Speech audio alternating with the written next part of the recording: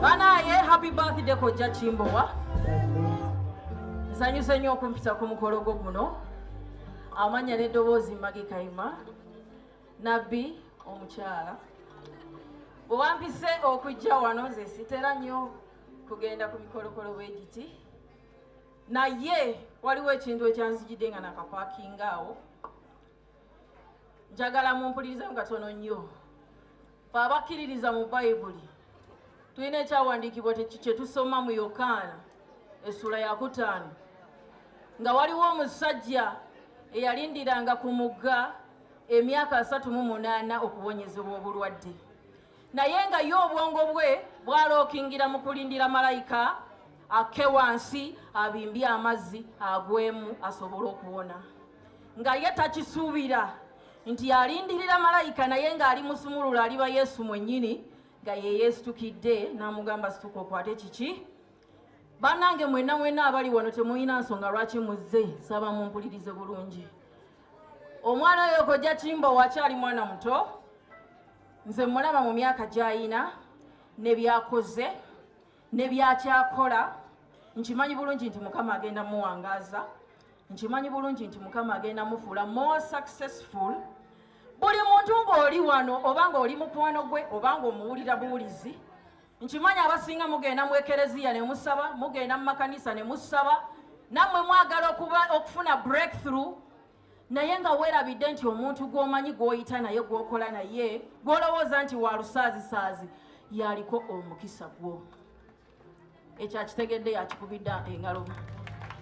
Osobola okumala emyaka 10 mu ekkanisa ng'oleekaana, Mukama nsonyiwe kiyita bwe ntyo. Naye nga kojja Kimbowa afuuse ensonga olwaleero, mwe muli omukisa gwo naawe okubeera successful. Ekyo akitegeera yakikubira engalo. Kiki entegeeza mu kino? Okyali mwana muto kojja Kimbowa Richard. Era nsaba nkozesa omukisa guno okusitula. Waliwo ekyenjawulo ekikuliko. Kyemmanyi ky'osobola okugabira abavubuka abali wano, kababe bantu bakulu, kababe baki. Nze Mukama yandaze nga ekyenjawulo kiri mu ggwe ssebo.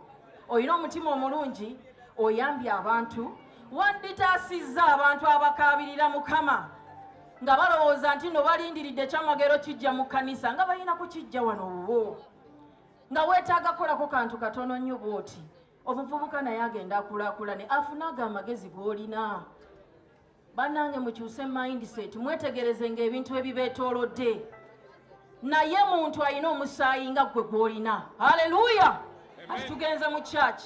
Naye alina omusaayi nga ggwe gw'olina, naye assa omukka nga ggwe gw'ogussa. Tugambe nti no, nti ye wanjawulo oxygen owuwe abeera purified. Amiina abooluganda. Nsaba Katonda eyayimusa Kimbowa. Guno gwe mukisa gwe muyina, nze mbazibudde amaaso essaawa zino. Katonda eyayimusa kojja Kimbowa ku myaka gy'ayina n'amufuula successful. Nkimanyi bingi byagenda omukolera from today. Guno gwe mukisa gwo otapinge ku mukisa gw'ayina. Haleluya! Nsaba ssebo omukulu Kimbowa Richard ozitukojje oblessinga abantu ssebo. Nze nakiwulidde nga nakatuuka wano ng'ekikiri mu ggwe. Nsaba nkusitule ojje nga bw'okuba kayimba akaka Nabbi Omukazi. Akuuma Isirayiri Mukama twagala nnyo. Onaalakulakulaka mukwano gwe n'abalabe bo byonna. Banaye kubira Mukama engalo ez'amaanyi.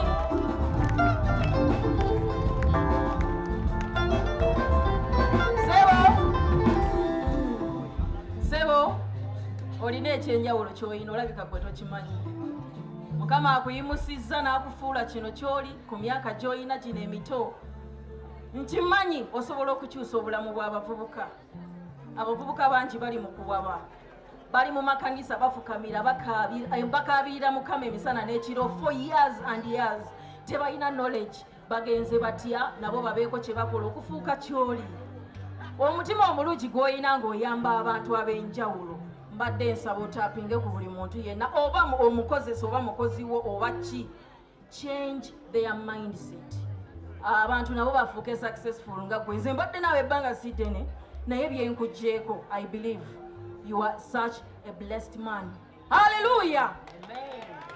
Nze mbadde nsaba bamukolereyo ekintu kimu.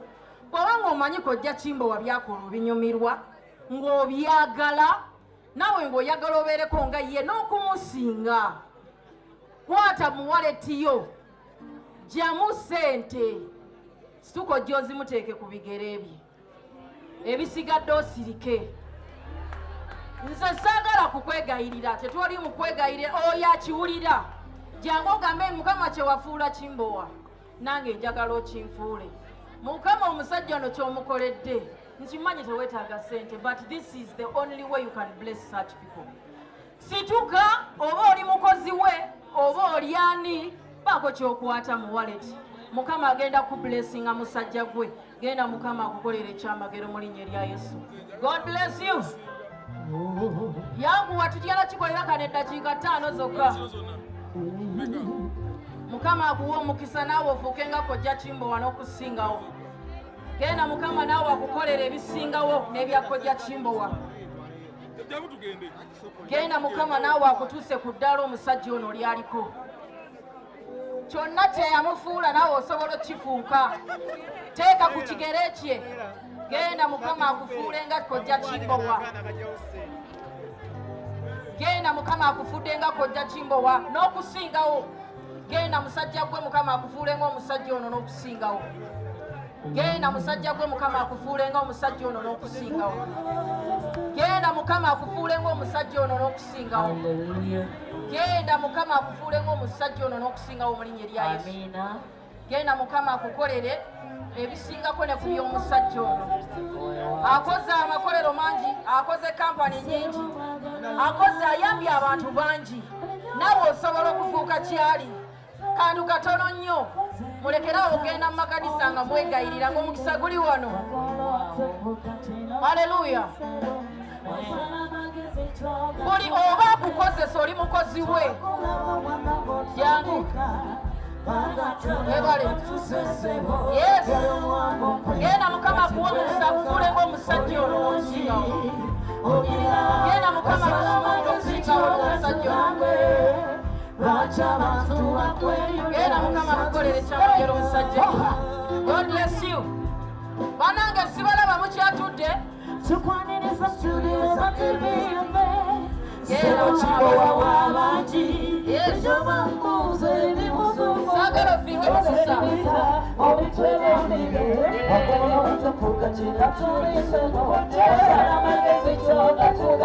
Genda Mukama akuwa.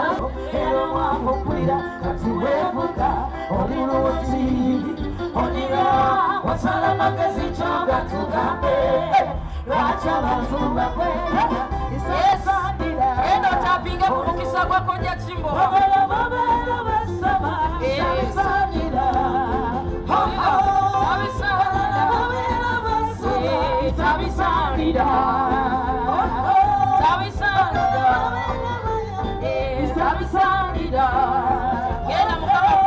mwana w'omusinga gwa kojja Kimbowa. Sabisanira. Totya kweraje. Sabisanira.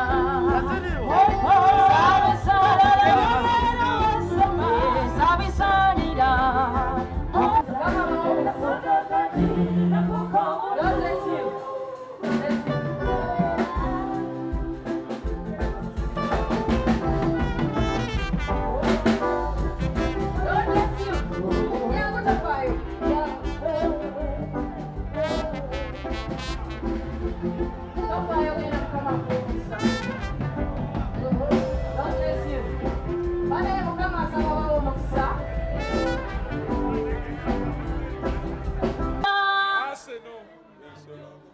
Temuwa maanyi mu ggwanga lya Uganda.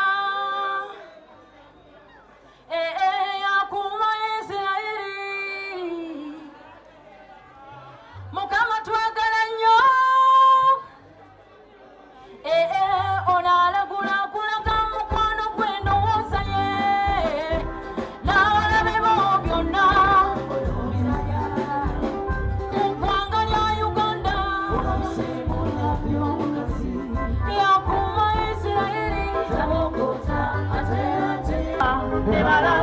njagala emboozi yange n'abafuya abadde mpanvu nnyo era nabuzeyo tegedde bingi nnyo esisobola kwogera enjala z'emitima gy'abantu mpanvu okusingiza wango osabanga mukama n'akulaga omutima gw'oyo omusabanga mukama n'akulaga emitima gy'abantu oyoyo osabanga mukama n'akulaga emitima gy'abantu osabanga n'akubikulira entana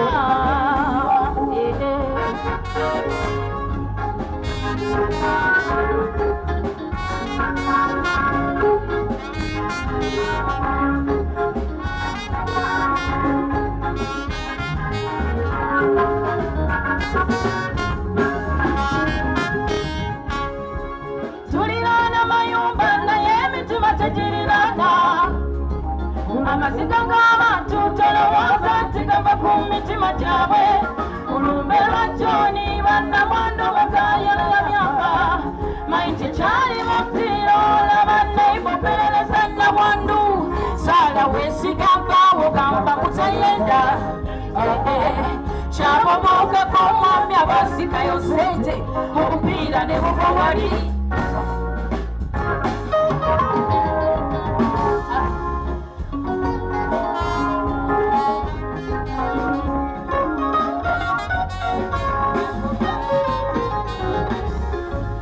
osabanga mukama n'akulaga omutima gw'oyo omusabanga mukama n'akulaga emitima gy'abantu osabanga mukama n'akulaga omutima gw'oyo omusabanga n'akubikulira entana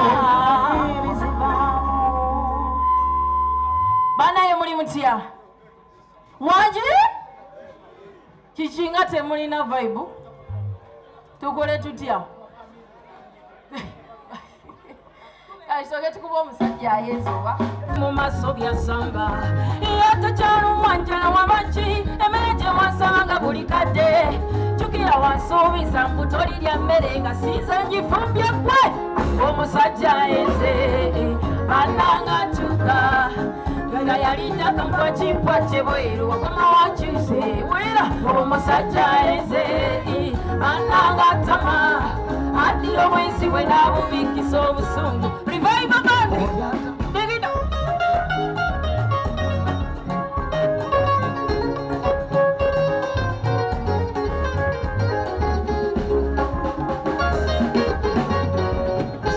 walitana kusatuke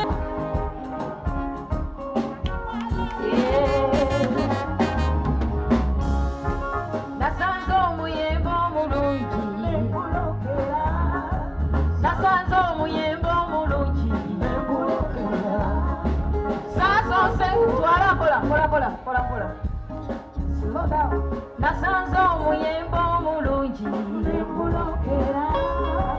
sasose kubuuza mukama teremanye kiri munda waagwo natuuse meketa bumekesi nenjiramu empunyu kyakoze bubi nnyo wenagwiridde ku papaali eribosedde ebyemmere nembireka nga neesuuze embona okutuuka munda waayo mama epapaali libundu ddoboozi lya mukama nerizijira omwoyo wa mukama naŋŋamba abaana b'abantu bwe mutyo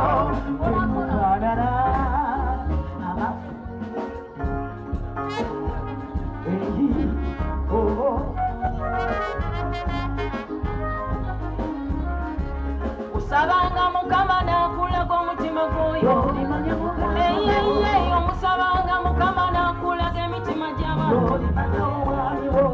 osabanga mukama n'akulaga omutima gw'oyo osabanga mukama n'akubikulira entana bannange twaze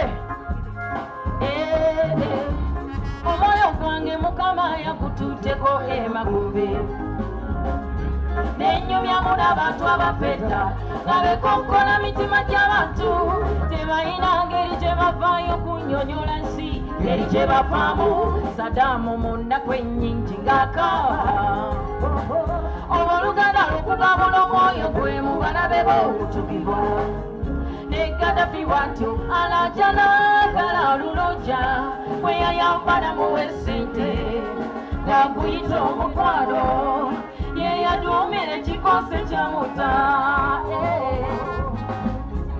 Habyarimana yasse mu maaso gange ng'akaaba nanyinyonnyola olukwekwe byabafiire mu nnyonyi oyita gy'okuwamu n'engalanga bangambye